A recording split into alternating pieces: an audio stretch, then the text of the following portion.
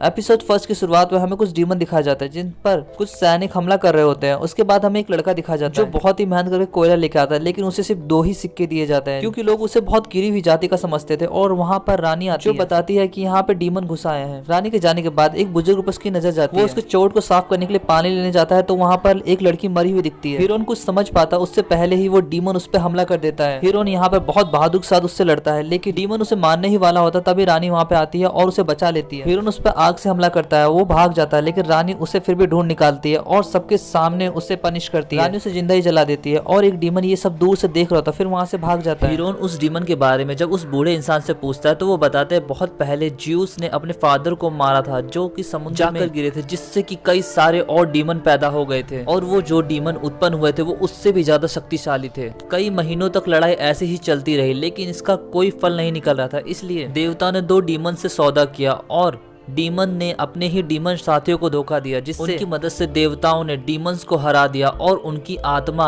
एक बॉक्स में बंद कर ली और समुद्र देव ने उन सब की बॉडी अपने अंदर समाहित कर ली और उस बॉक्स को अपने पास ही रख लिया। हीरोइन पूछता है तब ये डीमंस कहाँ से आए। वो बुजुर्ग बताते हैं कि एक बार एक बॉडी बाहर आ गई जिसे एक इंसान ने उसका मांस खाया, जिससे वो भी डीमन हो गया और उसके साथी उसके गुलाम, जिससे उन्हें बेहिसाब ताकत मिली। इस पर हीरोइन पूछता है कि देवताओं ने ऐसा होने कैसे दिया, तो वो बुजुर्ग इंसान बोलते हैं कि देवता हर छोटी मोटी चीज के लिए इंसान की मदद करने के लिए पृथ्वी पर नहीं आ सकते। इसके बाद ये लोग खाना खाने के लिए बैठ जाते हैं। फिर हमें अगला दिन दिखाया जाता है जहाँ पर उन्हें राज्य में एक और डीमन मिला होता है। यहाँ पर रानी उसे अपने साथ चलने के लिए युद्ध में प्रस्ताव देती है, लेकिन वो उसे मना करके घर पे आ जाता है। वो घर में अपनी माँ से बात कर ही रहा होता है, तभी उसे शोर की आवाज आती है। जब वो बाहर जाता है तो गाँव वाले उसकी माँ को अग्नि परीक्षा देने की बात करते हैं, जिस पर हीरोइन उनसे लड़ने लगता है। हीरोइन को कुछ ना हो इसलिए उसकी माँ साबित कर देती है कि वो एक इंसान है। उसी वक्त रानी भी वहाँ पे आती है और हीरोइन अपनी माँ को संभालता है। हीरोइन जब चट्टान पे बैठा होता है तो वो बुजुर्ग इंसान फिर से उसके पास आता है और उससे पूछता है कि क्या देख रहे हो, जिस पर वो बोलता है कि मुझे भी राजकुमारी एलेक्सिया के साथ जाना चाहिए। वो बोलता है कि तुम्हारा अभी समय नहीं आया और उसे एक चट्टान पर कच्चा धातु लेने के लिए भेज देता है। इसके बाद हमें उसकी माँ को दिखाया जाता है। वो बुजुर्ग इंसान उसे देख ही रहा होता है, तभी उसके पीछे से युद्ध का देवता एरिस आ जाता है। युद्ध का देवता एरिस उन्हें पिता कहकर बुलाता है और वो भी अपने असली रूप में आ जाते हैं। वो और कोई नहीं बल्कि ज्यूस थे। ज्यूस एरिस से बोलते हैं कि अभी